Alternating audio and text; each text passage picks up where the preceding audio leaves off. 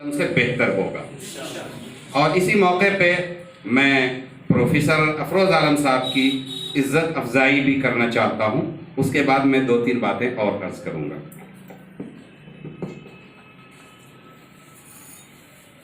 ये एक रस्म है, लेकिन इस रस्म में भी मोहब्बत के अल्फाज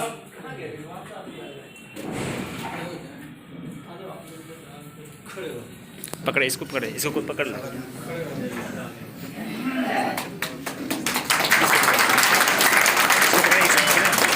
मोबाइल पकड़े, मोबाइल पकड़े ना, मोबाइल पकड़े ना।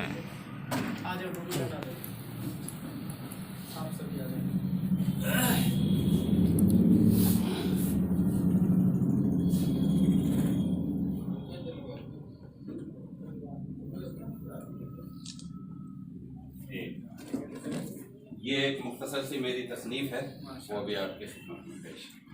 आप सारे हजरात की खिदमत में, क्योंकि कोऑर्डिनेटर हमारे प्रोफेसर सर हैं, इसलिए उनके खिदमत में पेश करते हैं।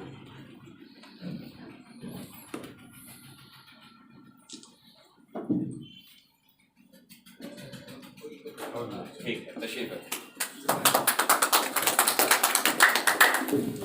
साहब को कहाँ भेज दिया?